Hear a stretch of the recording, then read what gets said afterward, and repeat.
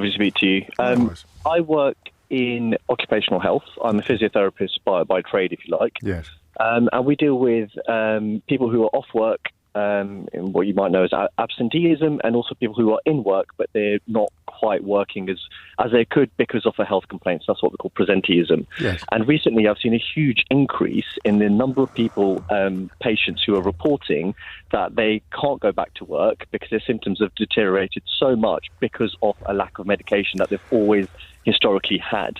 Now, when you put that on the backdrop of we have so many people on ill health sickness at the moment, you hear lots of things about productivity issues in the country and, get people back to work. And this is all massively intertwined with that.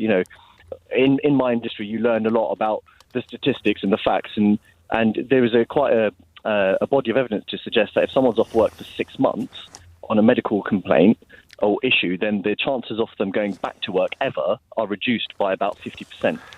So if the reason for that is a medication backlog, then that's something in my eyes which is completely unacceptable. Every newspaper, every right-wing newspaper for the last few weeks, every few days, been running a story about that.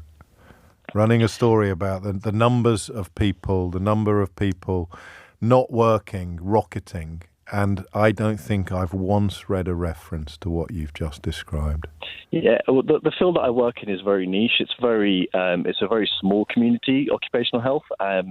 But this is going to hold true across a much broader cross-section of people who can't work for health reasons. The people I'm reading about with the nudge, nudge, wink, wink between the lines suggestion that they're all swinging the lead or skiving or choosing to live a life of indolence. They've probably got flat screen televisions and a Sky subscription and a tenant super on tap. That not once have I read that the failure of this government to address supply chain issues for medication will have contributed, and neither of us can measure how much.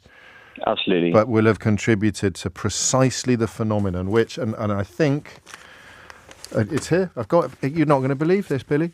People think I exaggerate.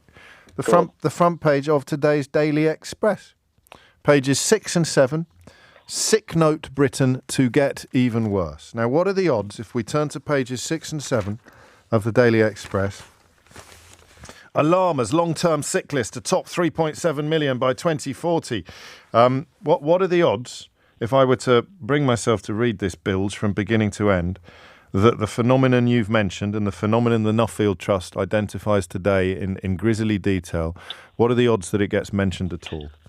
Do you know what? I'll bet my house that it wouldn't. And do you know what? I'll bet your house as well. Well, let's not get carried away, Billy.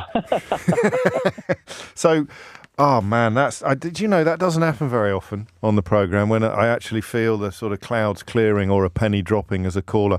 It's why I paid you the very rare compliment of hardly interrupting at all, because it's not going to explain everything. No one is suggesting for a minute. No, absolutely. But to cover sick note Britain, in quotes, without addressing what you've just described from the front line is delinquent. It's delinquent to the point of corrupt.